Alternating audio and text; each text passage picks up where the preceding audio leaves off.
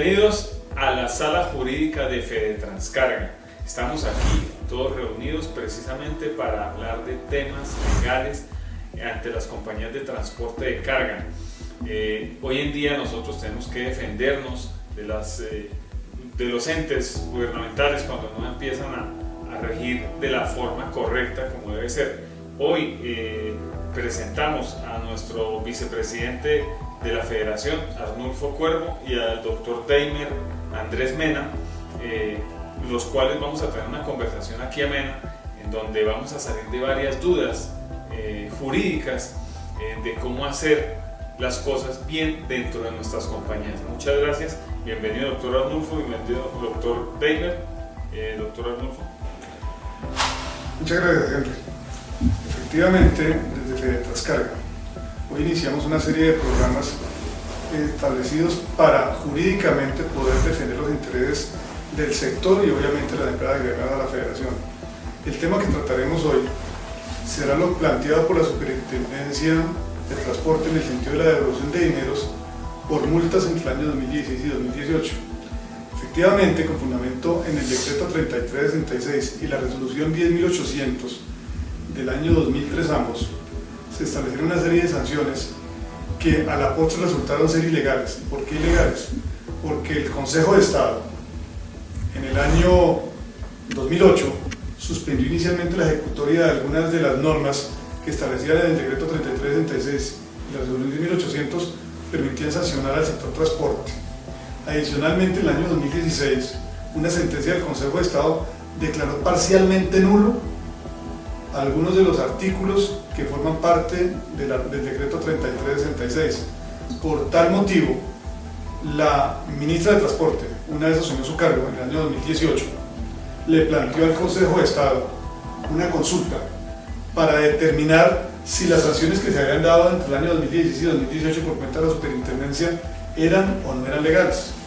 El Consejo de Estado en marzo del año 2019 le contestó a la señora ministra diciéndole que efectivamente desde el año 2016 algunas normas de estas habían sido declaradas nulas y por tanto no podían seguirse fundamentando algunas sanciones en situaciones que legalmente en su momento habían sido claras, pero que a partir de esa nulidad habían perdido fuerza ejecutoria.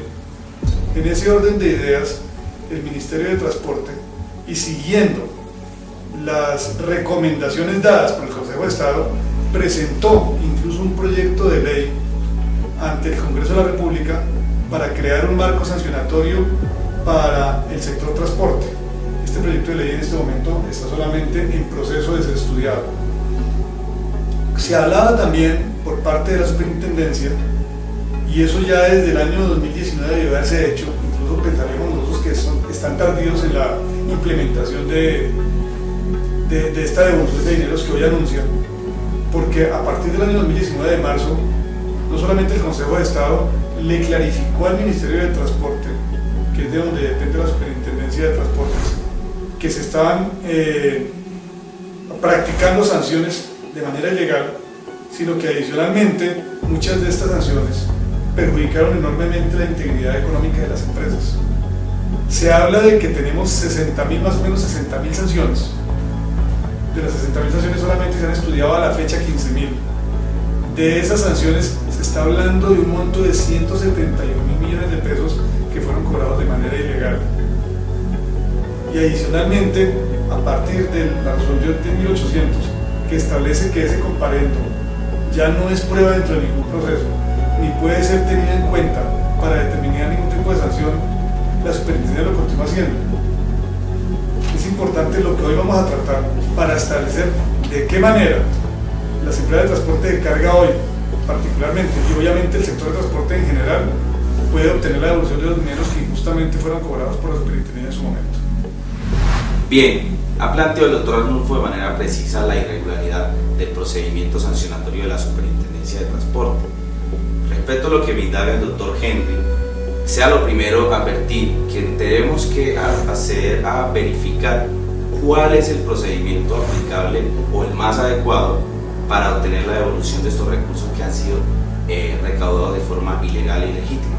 Entonces, Veamos que la actuación administrativa debe regirse conforme a la Ley 1437 de 2011, que es nuestro Código Administrativo de lo Contencioso, y allí hay que hacer un paralelo entre este procedimiento frente a lo sugerido por la Superintendencia de Transporte mediante la resolución 338, que es el procedimiento que ha sugerido para obtener la devolución, siendo esto una resolución del Ministerio de Hacienda para devolver los recursos que han sido recaudados de forma ilegítima en estos aspectos.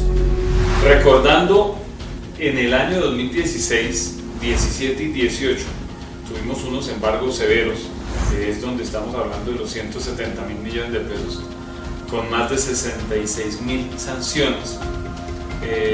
La pregunta es, todas estas sanciones, todas estas irregularidades que se hicieron, doctor Arnulfo, ¿los dineros serán devueltos de estas sanciones?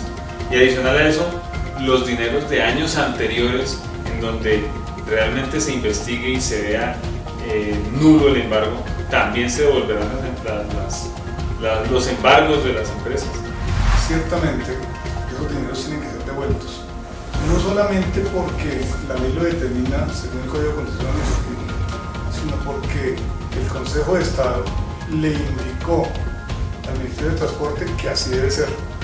Se está planteando una revocatoria directa. Esta revocatoria directa lo establece el artículo 93 del Código Constitucional Administrativo. Esa es una facultad legal que se le da a la autoridad para derogar actos que por ilegalidad o por ilegitimidad no deben de haber nacido a la vida jurídica. El artículo 93 establece unas causales muy puntuales. Una de esas causales es la manifiesta oposición a la Constitución, a la ley o a la ley. En este caso, aplicaríamos esa causal. ¿Por qué? Porque habiendo sido declarados nulos algunos artículos del decreto 3366 del año 2003, pues la consecuencia jurídica es que, dejando de existir ellos, tienen que ser revocados. ¿Y qué más? Que sea el organismo que derivó los actos administrativos sancionatorios, que sea quien lo revoque, y esto no solamente porque lo establece así el Código Contencioso, sino porque es una cuestión de mera lógica jurídica. Yo quiero resaltar dos aspectos muy fundamentales, doctor Arnulfo y doctor Henry. Es un aspecto constitucional y uno netamente procesal. A lo constitucional tenemos que remitirnos específicamente al debido proceso, lo cual nos supone el artículo 21 de la Constitución Política, que nadie puede ser juzgado sino conforme a las normas preexistentes al acto que se le imputa por la autoridad correspondiente. Eso supone que las actuaciones de la administración, en este caso la superintendencia, deben enmarcarse dentro del respeto de unos ritos, de unas formas. Y otro aspecto fundamental es el artículo 150, que nos habla de un principio de carácter supremamente importante, que es la reserva de ley. Es decir, que el Congreso de la República es el único habilitado para expedir leyes de la República, lo cual, si la Superintendencia de Transporte, habiendo perdido su facultad sancionatoria en virtud del decreto 3366, esta declaratoria de nulidad condicional desde 2008, como usted lo ha manifestado, doctor Arnulfo, ha entrado a usurpar o a apropiarse de manera ilegal de las facultades del Congreso de la República, puesto que no tiene por qué abrogarse esta facultad de interpretar la ley o aplicar una norma que ha salido y ha perdido totalmente sus efectos jurídicos. Frente a lo manifestado por el doctor Daimier Andrés, en este momento, hoy, iniciando junio, ¿cómo es la situación o cómo va a ser la situación de hoy en adelante, sabiendo que nos quedan 7 meses nomás para esta reclamación? ¿Cómo va a ser la situación ante las empresas de transporte para poder solucionar esto, doctor Arnulfo? Pues realmente en este momento tenemos un panorama totalmente diferente. En este momento hay cumplimiento de garantías constitucionales. El artículo 29 de la Constitución Nacional está siendo respetado. En este momento no se pretermiten pruebas, como sucedió antaño, y la superintendencia plantea un checklist de documentos para poder realizar este tipo de reclamaciones, reclamaciones que solamente pueden adelantarse por los que fueron sancionados una vez sean notificados de la resolución de revocatoria directa. Ese checklist implica un documento en que se indique que no se ha recibido dineros por esas reclamaciones ya dadas como nulas. Tiene que aportarse el RUT, tiene que aportarse Cámara de Comercio no mayor de 30 días, tiene que aportarse las pruebas mediante las cuales las resoluciones fueron dadas para ser sancionados. Los mismos se presentaron recursos, también debe aportarse con la forma en que la superintendencia contestó dichos recursos. ¿Cuáles son los problemas de ese planteamiento que hoy hace la superintendencia para que recaudemos nuevamente nuestros dineros? Primero, hablamos de una temporalidad. Se dice que solamente van a ser estudiados los requerimientos que se hagan entre el 1 de enero y el 31 de diciembre del año 2020. Solamente las reclamaciones van a ser atendidas en orden de llegada. Eso también sigue siendo un inconveniente. Se están solicitando pruebas de lo que ya está aprobado, porque si vamos a tener resoluciones ya revocatorias, ¿para qué me pide la superintendencia a mí los documentos mediante los cuales se me sancionó, sobre los cuales se me inició una investigación administrativa, o documentos mediante los cuales yo presenté recursos de carácter administrativo?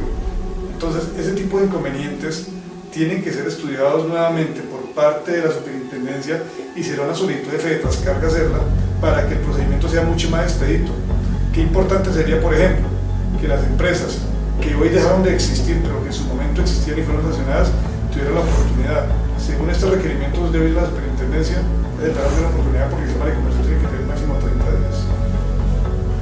Ante esta situación que acaba de decir el doctor Arnulfo, ¿qué deberíamos esperar nosotros como empresas de transporte?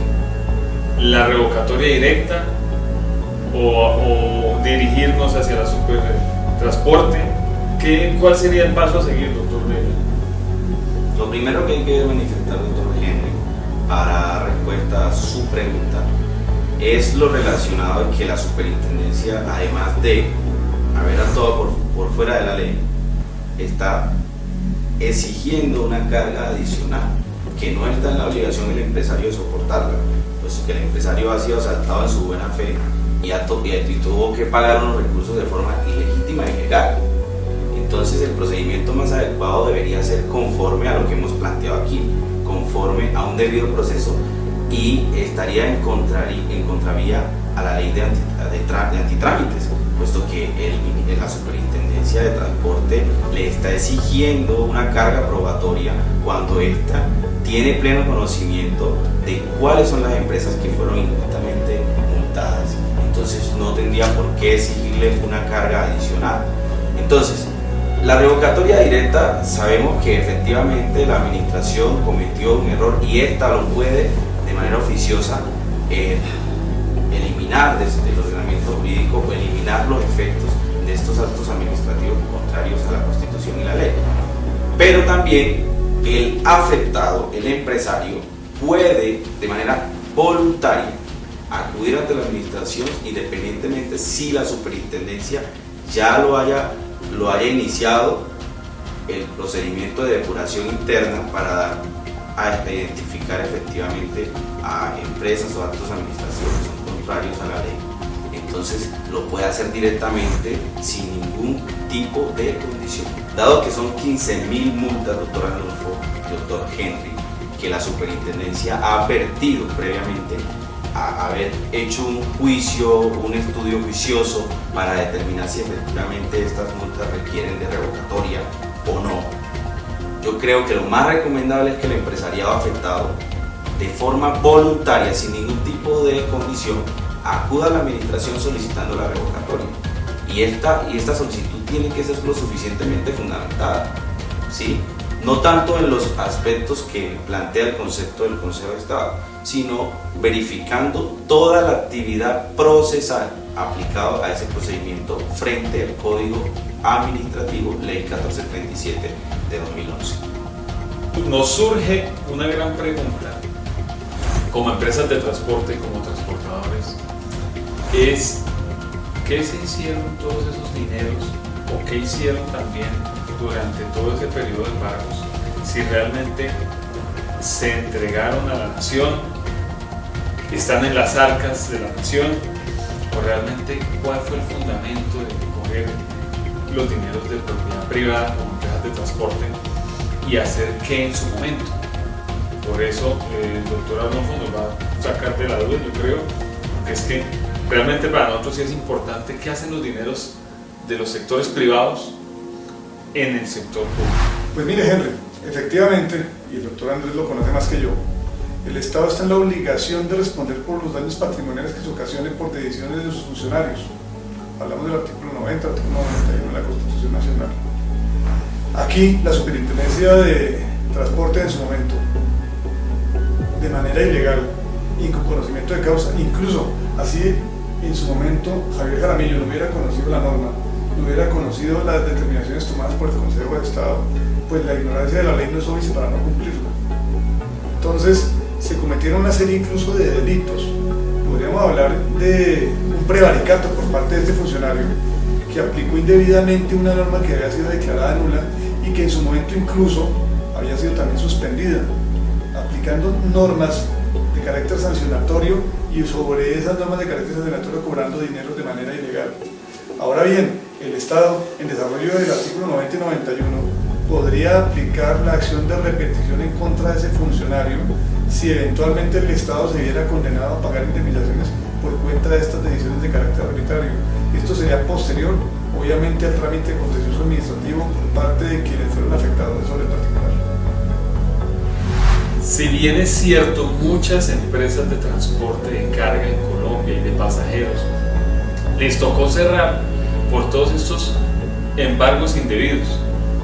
¿Qué hacer hoy en día cuando todas estas empresas, probablemente muchas ya no existen y probablemente otras por causa de esto fueron casi ida a la quiebra?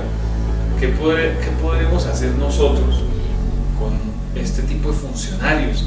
Porque realmente jurídicamente nosotros nos tenemos que defender de alguna manera y que podamos evitar que el día de mañana funcionarios públicos pasen por encima de nuestros negocios.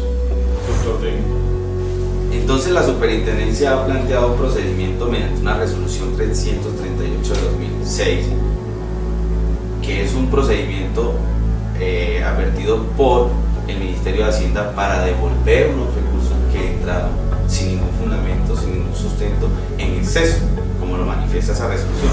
Entonces, allí es muy importante que ya está aprobado, resaltar que ya está aprobado, evidentemente, que la administración cometió una irregularidad.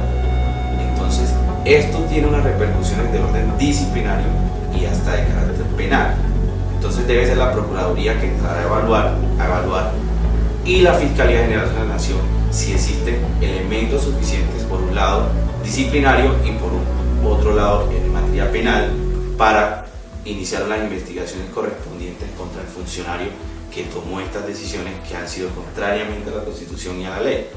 Ahora bien, este procedimiento, además de ser un procedimiento innecesario que introduce una formalidad innecesaria, supone que el administrado que ha sido víctima de decisiones ilegales, ilegítimas, como lo he manifestado anteriormente, tenga que probar, o sea, la carga de probar debería estar en cabeza de la Supertransporte, y de hecho tienen las pruebas de cuáles han sido las empresas que han sido evidentemente multadas injustamente, de forma ilegal. Entonces no tendría por qué el empresariado ahora allegar ciertos elementos probatorios cuando la Superintendencia tiene las pruebas que demuestran ese supuesto. Ahora, ¿nosotros qué hacer como Fedetranscarga ante estos problemas del pasado con estos servidores públicos? Paso a seguir, doctor Arnolfo, denos una luz a ver qué hacemos desde nuestra federación y qué hacemos todos los empresarios de carga en el país. Pues efectivamente, la federación inicialmente va a comunicar al Ministerio de Transporte estas irregularidades que ya conocemos desde el punto de vista no solamente disciplinario, sino desde el punto de vista incluso penal, para que sea el Ministerio de Transporte, siguiendo los conceptos del Consejo de Estado mediante la absolución de la consulta que se hizo en su momento, quien determine las investigaciones de carácter disciplinario ante la Procuraduría General de la Nación y las investigaciones que deriven penalmente ante la Fiscalía General de la Nación. Desde Fedetranscarga estaremos muy atentos a que todo este tipo de actuaciones de carácter irregular por parte de un funcionario que por encima de la ley quiso determinar una serie de ingresos para la superintendencia de manera irregular, puede ser sancionada debidamente. Bueno, muchas gracias a ustedes por habernos estado viendo en este programa, el primer programa de Sala Jurídica de Fedetranscarga, en donde plantearemos los problemas que nos aquejan todos los días y también plantearemos las soluciones. Y cuenten con Fedetranscarga, no duden en ver las redes sociales que tenemos nosotros, el canal YouTube, y estamos prestos a servirle a todo el sector de pasajeros, de carga, de taxis, todo el sector de transporte en Colombia. Estamos para solucionar los problemas de todos ustedes y poder salir de esta pandemia lo mejor posible. Hacemos la invitación al próximo programa que vamos a tener. Es otro tema muy importante y necesario para nosotros. Espero que les haya gustado mucho este primer programa de lanzamiento de la Sala Jurídica Fedetranscarga. Muchas gracias a los doctores aquí presentes. Bienvenidos a esa nueva Sala Jurídica.